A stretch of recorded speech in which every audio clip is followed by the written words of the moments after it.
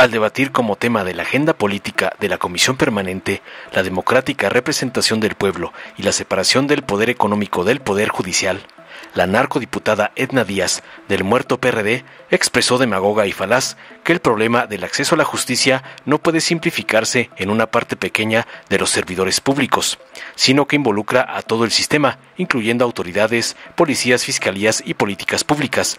Subrayó que la elección de juzgadores debe diferenciarse de la de representantes populares, ya que los primeros requieren profesionalización. Díaz Acevedo también destacó la importancia de que la reforma al Poder Judicial promueva la pluralidad y resuelva los problemas de la ciudadanía, evitando la sobrerepresentación y la corrupción.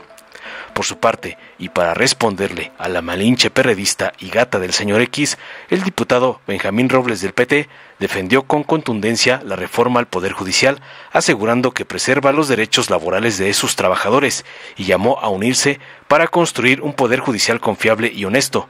Expresó tajante su respeto hacia las manifestaciones de los trabajadores del Poder Judicial de la Federación, pero les advirtió que no se dejen manipular por aquellos que han utilizado a este poder como un espacio de corrupción y nepotismo. Concluyó contundente para callar a los agoreros de la desgracia de la narco-oposición. Veamos enseguida cómo la malinche perredista es tundida por el compa de Noroña por atacar el plan C y la reforma al corrupto poder perjudicial, como le mandó su padrote, el narcoampón Claudio X González. Muchas gracias, senadora presidenta. Honorable Asamblea, como lo hemos visto, comenzó la resistencia de las y los trabajadores del Poder Judicial contra la reforma presidencial que afecta de manera directa su materia de trabajo.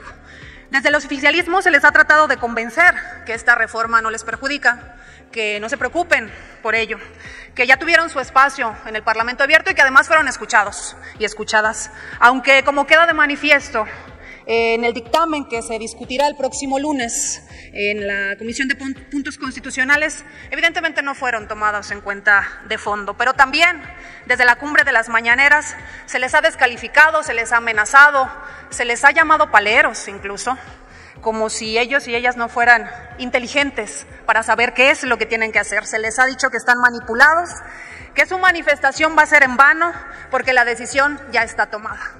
Hoy sí podríamos decir olímpicamente descarados han sido al señalarlos de esa manera, y aunque hubo cambios a su antojo, el dictamen anunciado con bombo y platillo no llega al centro del debate. El dictamen que se va a discutir y votar es un total galimatías, incongruente e impracticable, que se resuelve, miren, entre boletas que van a llenar los electores, tómbolas, boletas de calificación de la escuela, recomendaciones de vecinos y amigos, gastos inútiles y comités evaluadores inoperantes. Al no escuchar las críticas ni las propuestas, se mantuvo la idea que venía desde el presidente, que la forma de elección establecida en nuestra Constitución vigente es la causa única, la única causa de las fallas y perversiones que se atribuyen a las y los juzgadores.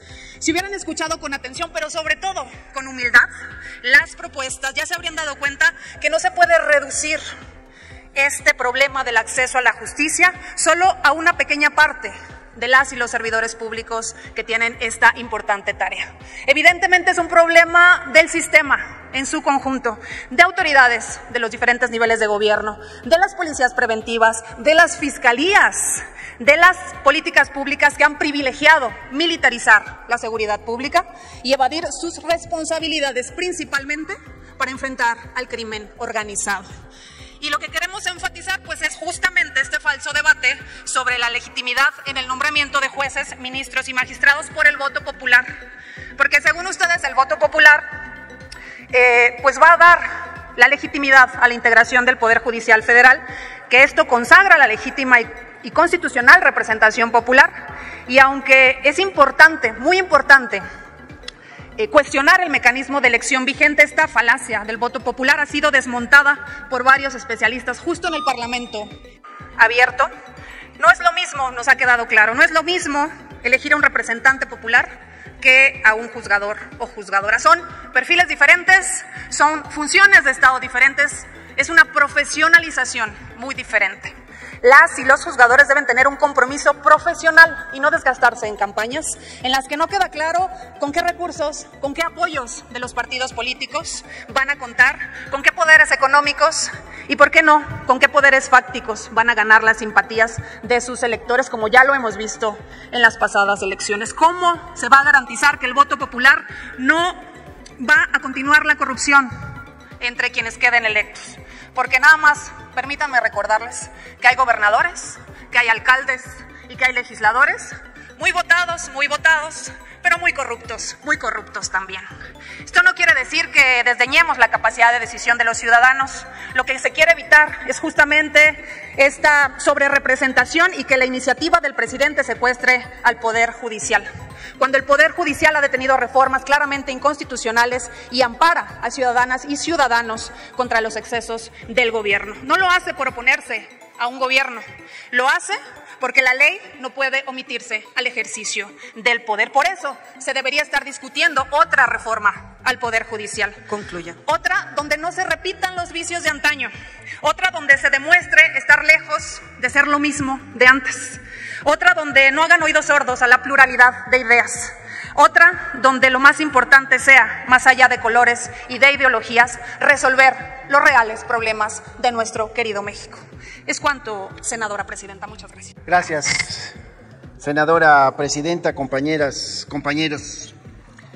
Ahora que están muy recientes los Juegos Olímpicos, ahora que están también recientes los Paralímpicos, quisiera hablar en términos deportivos, o sea, olímpicos, y decir precisamente a la oposición, en términos olímpicos, ustedes, sus medios de comunicación aliados, sus periodistas afines, sus opinadores comparsas, han llevado a cabo una serie de rutinas de mentiras sincronizadas en contra de la asignación de representación proporcional, pero otra vez se quedaron sin medalla. Volvieron a perder. Volvieron a perder como han sido derrotados una y otra vez, elección tras elección, impugnación tras impugnación desde el 2018. Y ahora ahí están circulando los proyectos que finalmente nos dan la razón, con la Constitución y la ley en la mano, y no con mentiras, ni con falsas intentos, campañas de miedo. Ya desde ahora la oposición está dando patadas de ahogado. Se niegan a ver que la gente, las mexicanas y los mexicanos, expresaron su voluntad en las urnas, expresaron su voluntad con su voto, y esa voluntad fue contundente, fue arrolladora. Bien dicen, compañeras y compañeros, que no hay peor ciego que el que no quiere ver. Y la oposición se niega a ver el repudio de la gente a sus partidos, a sus proyectos políticos, a sus propuestas, a sus posturas. Se niegan a ver que la gente ya no quiere que regresen. Se niegan a ver que la gente le dio su voto al proyecto de la Cuarta Transformación. Ustedes, opositores, nos han acusado de querer robarnos curules y escaños, pero aquí los únicos que se las han querido robar son ustedes, la oposición, que fue derrotada abrumadoramente en las urnas y ahora pretendían agandallarse espacios en la asignación de pluris, pero les volvió a fallar su nefasta estrategia. Y ahora, quiero ver si ahora tienen la congruencia de respetar las resoluciones del INE y venir a decir que el INE no se toca. Quiero ver si ahora, por estas resoluciones, enarbolan al INE como una institución autónoma y exigen respeto a sus resoluciones. Porque, digo esto porque ustedes son como la chimoltrufia. Así como dicen una cosa, salen con otra. Y yo estoy seguro que, así como por arte de magia, van a cambiar de opinión y ahora van a decir que el INE no es autónomo, que está sometido al gobierno. Ya estamos viendo, pero seguiremos viéndolo en las próximas horas y días. Hemos discutido este tema por varias semanas en esta comisión permanente y por eso ya debiesen haber asimilado que les ganamos con sus propias reglas. Que ustedes, por cierto, no quisieron aprobar la reforma electoral de López Obrador y ahora pues les salió el tiro por la culata. Les ganamos con sus reglas y ahora tendremos mayoría calificada con base en esas, las reglas de ustedes. Quisiera también, senadora presidenta, compañeras y compañeros, referirme al asunto del paro de labores en el Poder Judicial. A las y a los trabajadores del Poder Judicial, en principio quiero decirles en nombre del Partido del Trabajo que somos respetuosos de su derecho a manifestarse. Pero también desde esta tribuna quiero pedirles muy respetuosamente, igual, que no se dejen engañar. Y menos se dejen manipular por quienes han usado al Poder Judicial como coto de corrupción y nepotismo. La Asociación Nacional de Jueces de Distrito y Magistrados de Circuito se han opuesto, por ejemplo, a ganar menos que el presidente, como lo señala nuestra ley suprema. Muchos de esos jueces y magistrados son quienes verdaderamente violentan los derechos de la base trabajadora al colocar en cargos ahí a sus propios familiares. Nos han acusado de querer someter al Poder Judicial, pero nada han dicho de que la ministra Norma Piña se reúna en lo oscurito con el líder nacional del PRI y diga abiertamente ante otros ministros y magistrados electorales que es su amigo y aliado. Por eso, amigas y amigos, trabajadores del Poder Judicial, ¿acaso esa es la independencia que defienden? Yo creo que no. Y por eso hago el llamado para que no se dejen manipular por esas burocracias doradas, por esos ministros, por esos magistrados, por esos jueces que solo buscan conservar sus privilegios.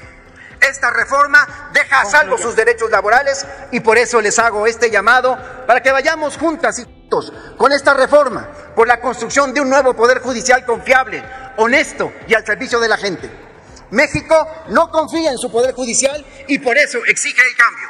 Trabajadoras y trabajadores del Poder Judicial, juntas y juntos hagamos posible ese cambio. Es cuanto, senadora presidenta. Dale en me gusta, suscríbete, activa la campanita y compártelo para que más gente lo vea.